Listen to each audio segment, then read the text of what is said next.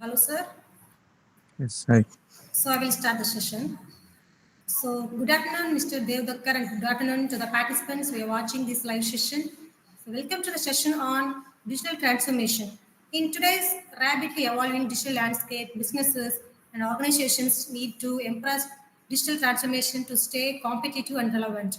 This session aims to provide you with valuable insights and practical strategies to navigate the digital transformation journey successfully.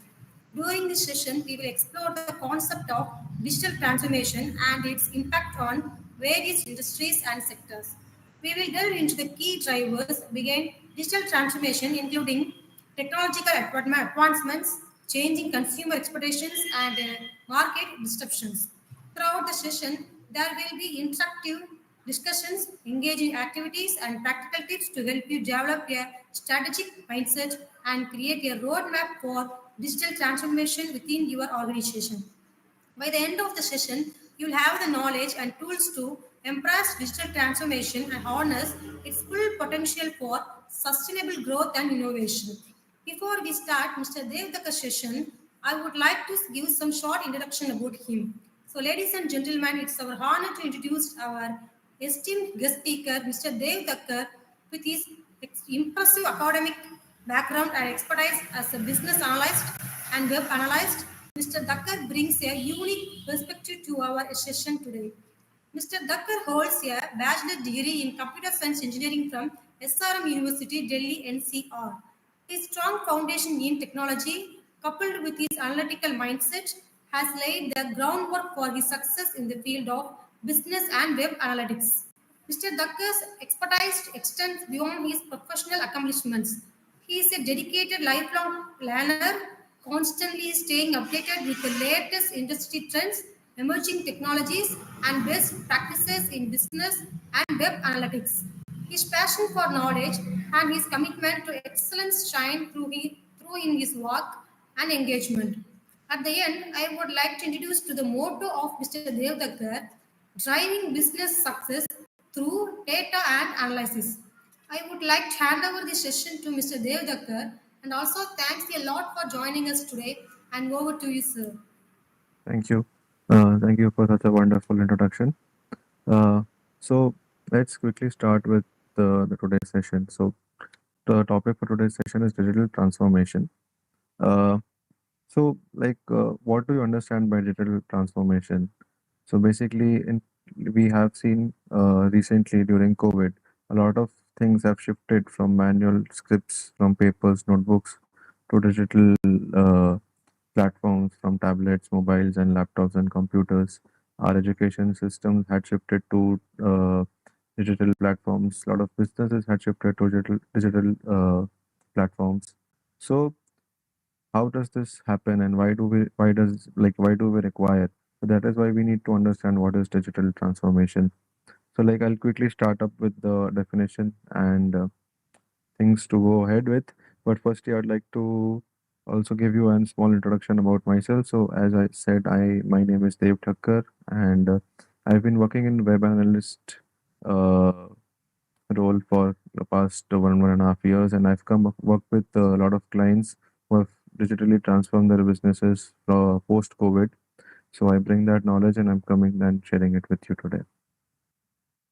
So what is digital transformation? So digital transformation is basically uh, integrating digital platforms with the various aspects of your businesses or your day-to-day life. It can be from setting up your alarms, putting up your to-do list on your mobile phones, to writing diaries on mobile phones, to managing your work on your laptops and PCs and all of that. Uh, what is the impact of digital transformation, and why is it very necessary? So, basically, digital transformation is basically adopting technology on your various aspects of your life. That is migrating things that you are doing manually and depending on tools now. That is your phones, laptops, and all of that.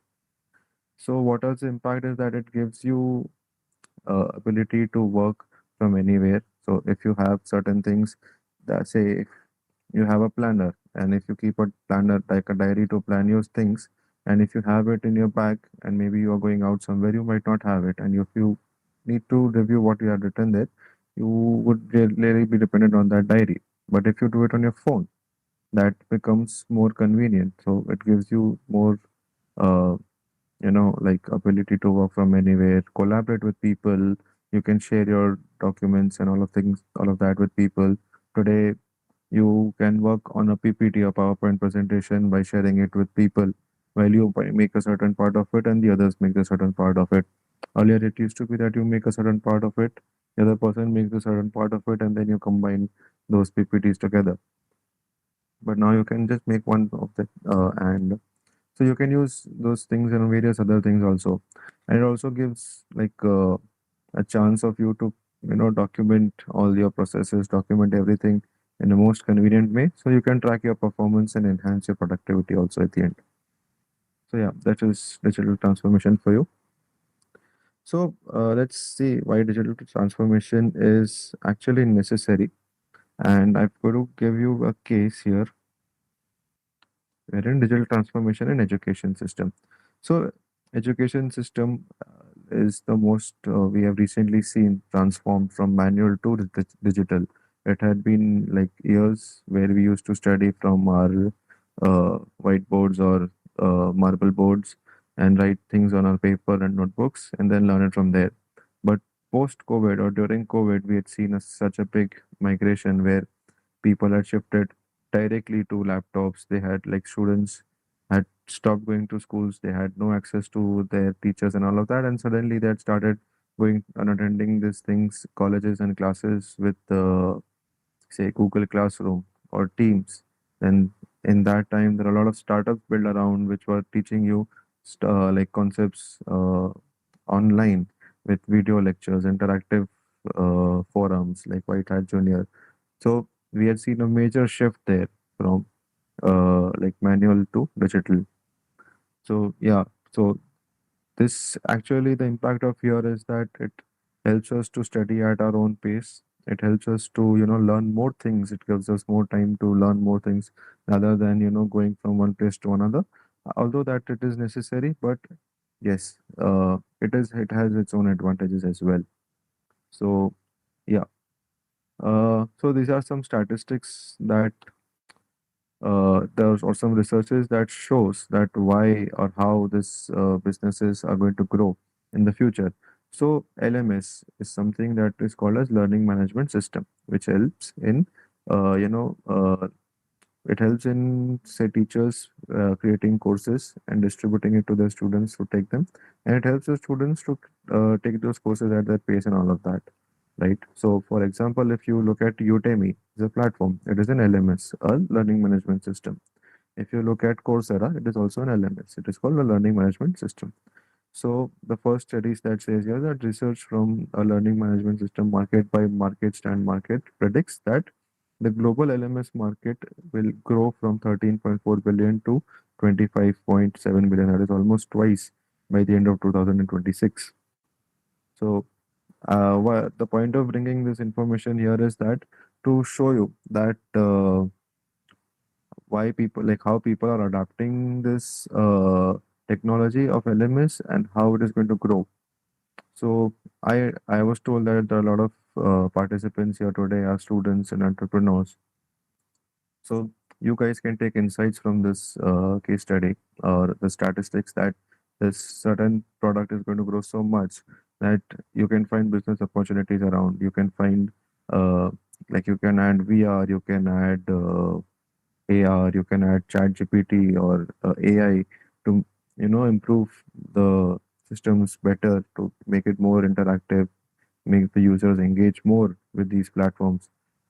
This is a good opportunity where we can grow in the coming future. Similarly, if we look at the second point where we see that the virtual reality in education is gaining momentum, right?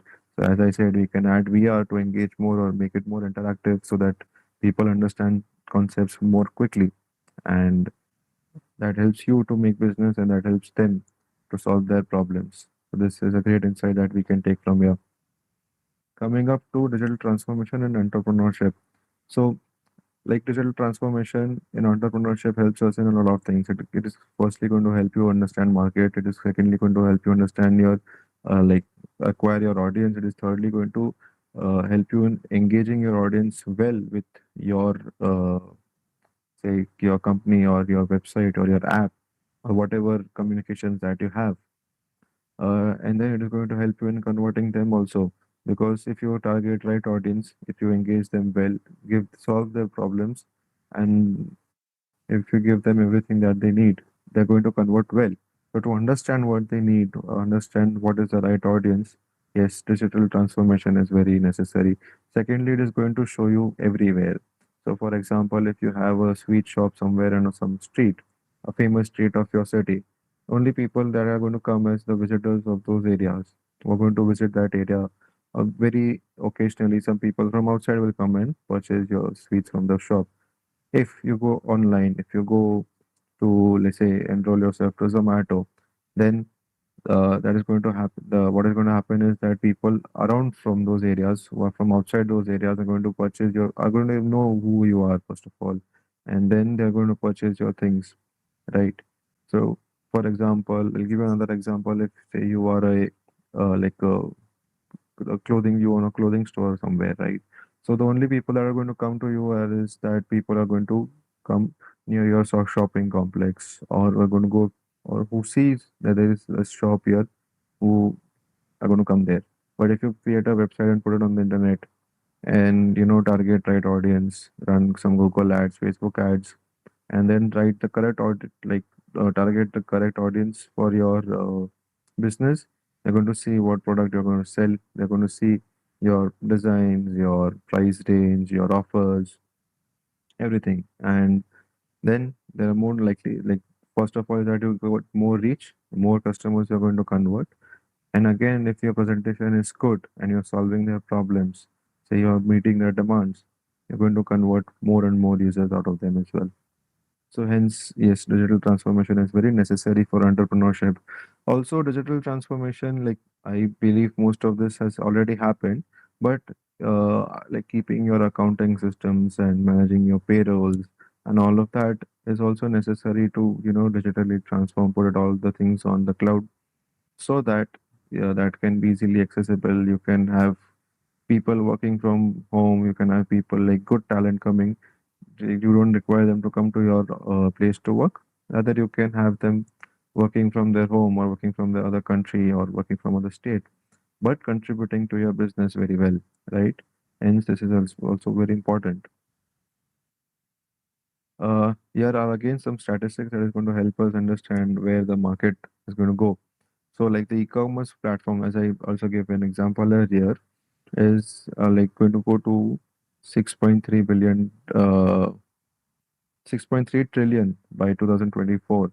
It's a huge market that it's going to be, and it's going to contribute almost 22% of the retail sales, right? So we see that the share of retail is being depleting and the share of e-commerce platforms is increasing. And the number one reason is that the user behavior is also changing, right?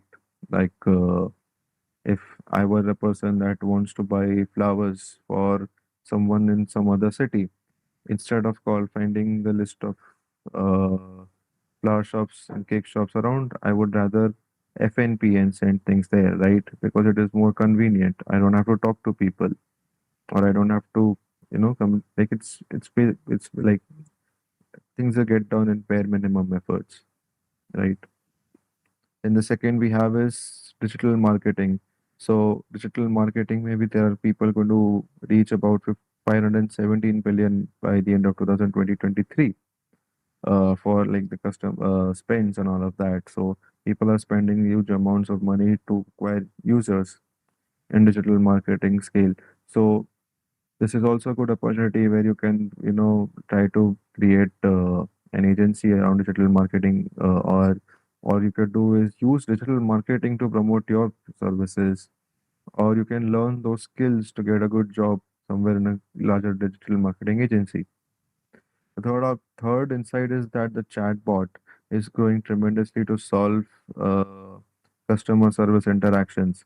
So nowadays we have seen that on major platforms, say e-commerce or whatever, Whenever you purchase things, and you ask for like customer support or something like that, in many of the cases you find a chatbot interacting with you, and not a personal like a real human being. Earlier it used to be that if you raise a customer support ticket or something, a user would call you from there, a human being would call you from there, understand your problem and try to resolve it.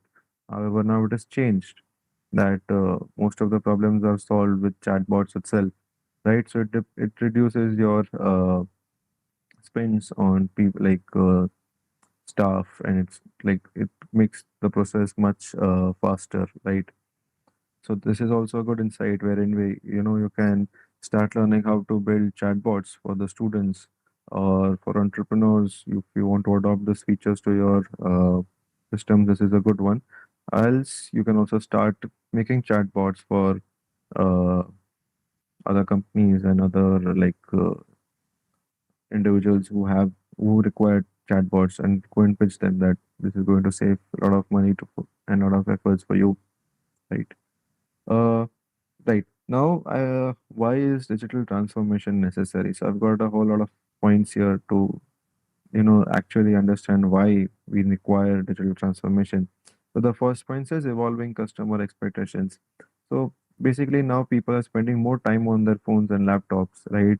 And they want to manage all of everything over there itself, and they want to uh, book tickets online. They want to uh, book like recharge their phones online. Everything is done within their like just few clicks, right? So this is what customers' expectations are also changing. So if for example someday you require something and you think like, oh, where can I get this from? The first thing that comes in your mind is, let me look it up on Amazon, right? Most likely I'll find these things there, right? So the customer's expectation has changed that, okay, let me look on Google, where can I find that? Or let me look on, say, it's a so and so website if they have better deals there, right? So people's mindset has been working in those directions only now, rather than going to various shops and multiple shops and just asking for things and bargaining for things.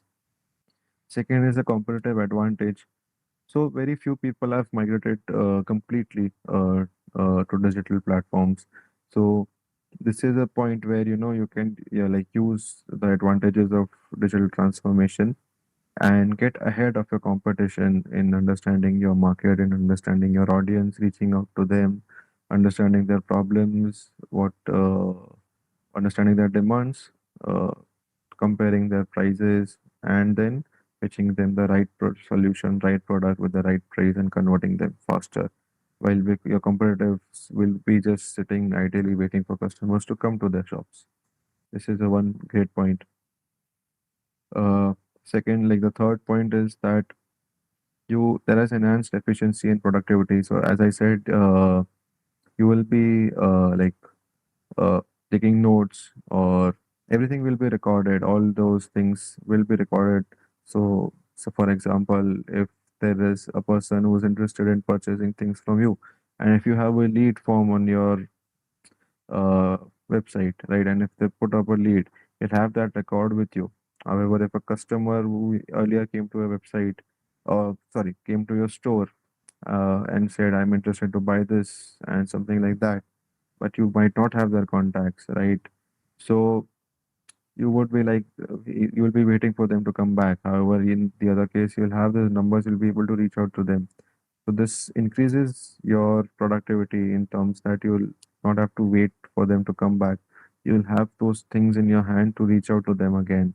And also it is going to help you understand that, okay, like it is going to record all your journeys, right? So it will help you understand, okay, here I made mistakes. So here I can improve them. Here I was lacking in something. So here I can change it and improve it. So yeah, it is going to give you access to new markets and customers. Like I said, like if you are based from a city, if you have a store in a city, and if you think that I have a store at the busiest street of a city, while busiest street is a very less is something like this, and probably your state is like this, and probably your country is like this, and probably the world is like this, right? So you could always look at the larger picture. So again, if you have a apparel store or a clothing store, you can always create a website, e-commerce website, showcase your designs, showcase your inventory to them, reach out to them using Google Ads, Facebook ads, YouTube ads, or anything.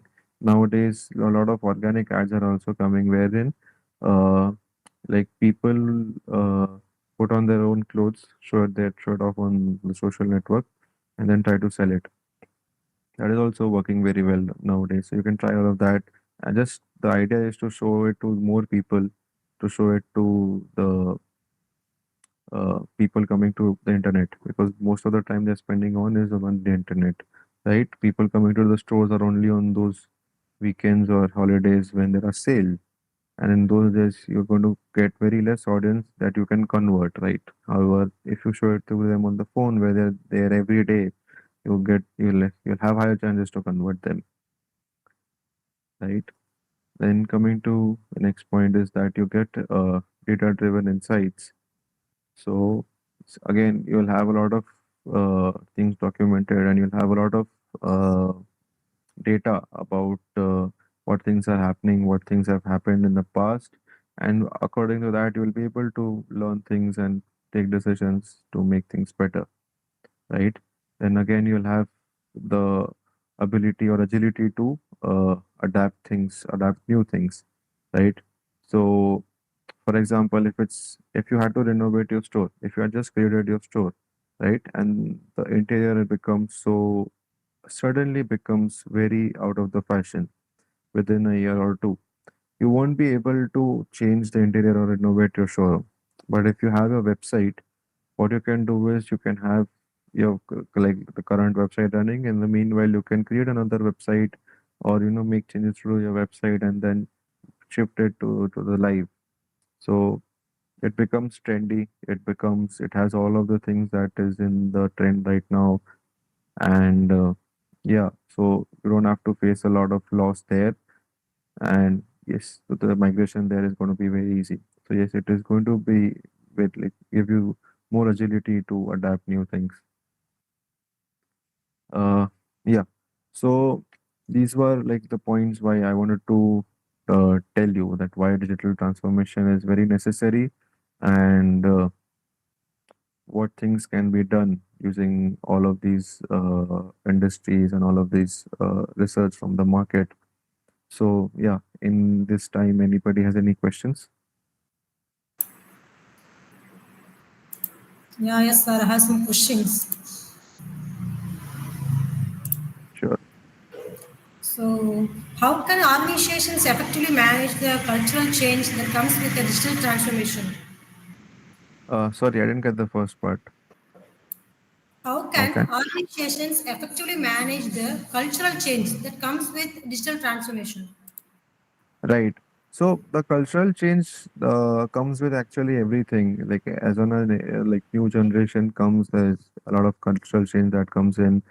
The if you get like if you expand, say if you worked from say a small town, then you start working from another town, the cultural shift comes there as well, right? So the cultural shift can be used, or the cultural change can be used for a good part, is in that we adapt good things from those, like the new culture that we have, and add it to our system so that we can grow better, right? And avoid the negative parts and avoid the parts which we not like, right? But it's a good thing, so it gives a broader like a vision or prospect to look at things. Okay. And what are the key challenges that organizations may face during the implementation of digital transformation initiatives, and how can they overcome them? Right. So one of the major challenges that we see is that people try to do things on their own. Is that they just read something somewhere, and then they start implementing things on their own, right? So I'll give you an example how that is a problem. So for example, you are a person who sells, say, TV and refrigerator and electronic items, right? You are an expert of that field. Now, if you want to digitally transform your business, rather than investing your time and energy in, say, creating a website for yourself, what you could do is hire someone who makes a very cheap website for you. You start doing your business on that. because that person is an expert in making that thing, and he's going to make a website much quicker for you, much better for you, and then in no time he's going to create a website that you can start working with. Once you have a small website, once it might have some bugs, it might have some problems, but once you have it and you start doing business with it, start investing the money earned from that website to make that website better. So when once probably once when you must have started your business in past, say you might have created a showroom for your electronic items. You might have just arranged those items initially. Then once you started earning, then you might have renovated in 2 3 years and made a better version of your showroom. Then again you must have done it again like in the next 3 4 years, right? So similarly in the digital space as well, you should do the same way, is that just start creating content or start creating things for the sake of doing it. Once those things pick up, once those things create value for you, use that monetary value to improve it step by step. Okay, thank you. And in what ways can digital transformation impact the customer experience and drive customer loyalty and satisfaction? Correct. So again, digital transformation is going to give you a lot of data, right? So say uh, like it's if you were a grocery store, for an example, what you would know is you would have an learning of what people buy, when they buy. If, say, example, I am a customer at a grocery store, that person, that grocery owners would remember that I bought a packet of tea, say 30 days ago, and I'm going to utilize it within the 30 days. Take a lot of time to understand those things for each and every customer that comes to him or visits that store. However, if it is in the central place, because like any new person that comes is going to have an access of that data and understand what is the customer behavior, how they're engaging, what are their likings, dislikings, and all of that, and then probably pitch the client in a better way or provide solutions for the clients in the better way, give them or give them features and functions that they might like, which or that they might convert better with, right? So yeah, digital transformation gives you that ability as well. Okay, nice, nice. What are the ethical considerations that organizations should keep in mind when implementing digital transformation initiatives? Right. So of course, ethical. So uh, since there's going to be a lot of data coming in, and it is going to be a lot of responsibility, there is to be you have to keep that data safe first of all. It shouldn't be accessible to someone who is not authorized, right? It has to be accessible to the person it is only authorized to. First of all, second is that you should have a bifurcation of personal information data and there you say interest and other traits. So for example, if I am Dev Thakkar, I might have my own personal information, which is my contact information, my date of birth, my address, and all of that. And I might also have other information, which is like I like to watch horror films, I like to eat say Italian, I like to say go on long drives, right? So never connect these two data together. This is a very like a general answer that I'm saying, but one of the biggest things that we see is uh, that in ethical compliances, people face this issue is that they always do is that they keep one data and they have all of everything at one place. So any day, if even one sort of data set or something is leaked or is in hands of someone who is unauthorized, he has a complete visibility. But if we have certain sort of protections in that way, then yes, we should uh, take care of it. And also, we should always ask for consent while accepting or collecting data from our clients. That is the number one thing. So even if you create a website and ask for their say name, number, and mobile number, and whatever information try to create their password, so you should always ask for consent. You might always see a checkbox under every forms that you might have filled, right? That you are providing this information with your consent, and then terms and conditions of so and so company, right? So you should always take consent also before collecting data. Uh, Yeah. okay, thank you, sir. And how can organizations ensure the security and protection of data during the process of digital transformation? Right. So, like, once you are in the process, you should always take help from someone who is, say, you should always take part, like, help from those agencies or some commercial agencies that help you do this process, right? This is going to keep your data secure. Not, it is going to help you by not losing that data. It's also going to help you by not, opening your data for unauthorized users. So it is always good to either have an in-house team that can do that for you, or it is good to reach out to some other agency or some outside third-party vendors to do that. Yeah, okay. And what role does leadership play in driving successful digital transformation, and what qualities should digital leaders possess? Right. Right. So, uh, first of all, you should be able to create a roadmap that helps you to migrate things digitally, right? So the leadership qualities that you require is to achieve things on time. You have to have your teams achieve things on time because it is going to cost things like everything has a cost, right? Uh, so one is that you have to achieve things on time. Second is that you'll have to, plan things in advance while creating the roadmap. So checking compatibility with two platforms, checking again, your security protocols, you're not violating any security protocols and all of that, right? So all those things the leadership or the management teams will have to check. Uh, and also, we'll have to define the output that even if you are, say, investing money in digital transformation, what output will you get? What, you'll also have to find out some key performing indicators that you will be checking throughout the process to identify if the project is successful or a failure or it's going on the right track or on a wrong track, right? So it is very necessary to identify what is the output and if you are reaching towards the output or not. Yeah. And how can organizations leverage emerging technologies such as artificial intelligence and machine learning and Internet of Things to enhance their digital transformation efforts?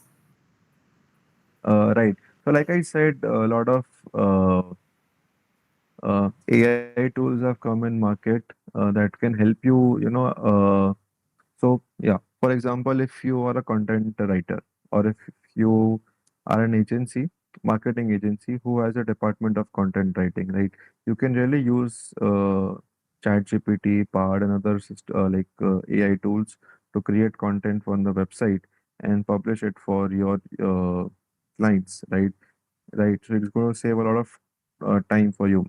Coming to IoT, so there are a lot of startups that have come around IoT. You must have watched many of them on the Shark Tank as well. Where there's a, so I'll give you a very simple example. Nowadays we see cycle rentals, right? We have in like huge parks and even in commercial areas and all of that, we see scooters and cycles. You can just go and scan their QR, make a payment, and you can use the cycles for like minimal rents. That is a good IoT example, right? Uh, big organizations can use all of this to create engage customers better, to try to help them in other ways by adding features using IoT. You can also use IoTs to, track your uh, staff's in time, out time. You can track your delivery vehicles using IoT, and a lot of other things that can be done, right? Yeah, I think questions are over here. So the Right, answers are very useful. I hope the access and the participants can understand about that. right. So, okay, I think your session is over, sir. Yes, yes. This is all I had for today. I just Okay. had one more thing. Yeah. So for all those references that I had got, this is the link that you can refer to. Also, if in any case you have more doubts, Okay, so finally, you can. okay. So, ladies and gentlemen, I would like to take a moment to express our heartfelt gratitude to Mr. Dev Thakkar for gracing us with his presence and sharing his valuable insights and expertise on digital transformation. So, Mr. Thakkar, your knowledge and experience in the fields of business analysis and web analytics have truly enlightened us today. So, your passion for data-driven decision making and your commitment to driving business success through digital transformation have been truly inspiring. We sincerely appreciate the time and effort you have dedicated to preparing and delivering such an informative session. So, your expertise and insights have undoubtedly have left a lasting impact on all of us, and we are grateful for the knowledge we have gained. So once again, thank you, Mr. Devlekar, for your exceptional contribution today. We look forward to implementing the insights we have gained and embracing digital transformation with renewed enthusiasm and confidence. So thank you all for your participation and attention. Have a wonderful agate. Thank you, sir. Thank you so much. Thank you.